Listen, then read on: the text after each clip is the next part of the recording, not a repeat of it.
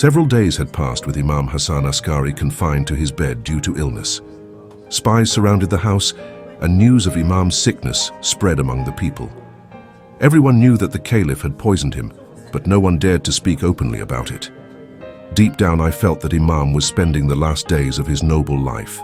This realization filled me with worry and unrest, knowing that difficult days were approaching days when we would no longer be able to communicate with the Imam. Imam Hassan had summoned me the previous week and said, "Ahmed, go to the house of Abu al-Adyan and invite him to come here immediately." I quickly rode my horse, passing through the vast areas of Samara until I arrived at Abu al-Adyan's house, located at the end of a long line of palm trees. He was having breakfast when I arrived. After greeting him, I conveyed the Imam's invitation. Without hesitation, he left the food, changed his clothes, and quickly rode his horse to accompany me. Imam was waiting for him. Abu al-Adyan greeted the Imam and kissed his hand. Imam then brought out several letters and entrusted them to Abu al-Adyan, instructing him to deliver them to various cities and return with the responses. Abu al-Adyan accepted the letters with reverence, kissing them and placing them on his head to show his honor.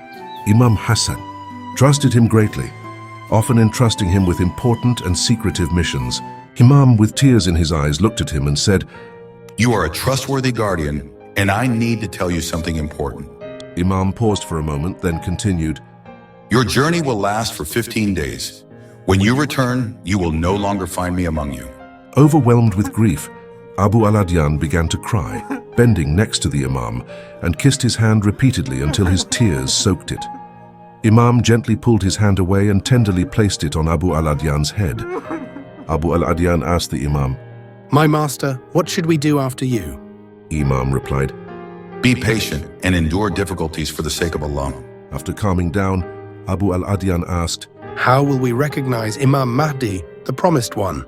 Imam Hassan smiled widely, his white teeth visible, and said, "You will recognize Imam Mahdi through 3 signs.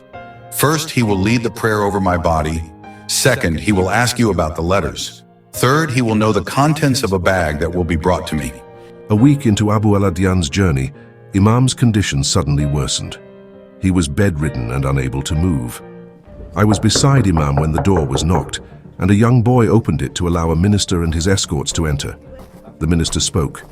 "Upon hearing of your illness, I informed the Caliph, who immediately ordered 15 doctors to attend to you.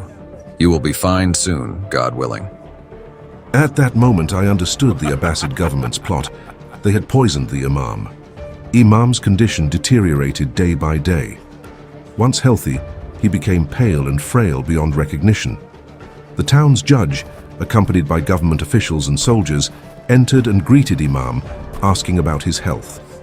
The Caliph had ordered the soldiers to stay and safeguard him. Those days were difficult and filled with sorrow, as we lived under constant surveillance by these soldiers. The Caliph declared a state of emergency, with spies and soldiers patrolling the city. Doctors were on standby, and midwives regularly visited Imam's wives, searching for the great secret who would succeed Imam. On the 8th night of the month, Imam's health deteriorated further. He appeared weaker than ever before. As the call for prayer echoed throughout the city, Imam was too weak to rise and performed the morning prayer while seated. At that moment, his soul departed to meet the Creator. Imam Hassan's body was transferred to the courtyard of the house. The night was dark, with the moon hidden behind clouds. The house was filled with the sound of weeping, while soldiers continued to keep watch. As dawn broke, the companions of the Imam and his followers began to arrive upon hearing the news. At that moment, Abu al-Adyan returned from his journey. Hearing the news, he was overcome with grief and began to cry heavily. We placed Imam's noble body toward the Qibla. Jaffer, Imam's brother, prepared to lead the prayer. People lined up behind him.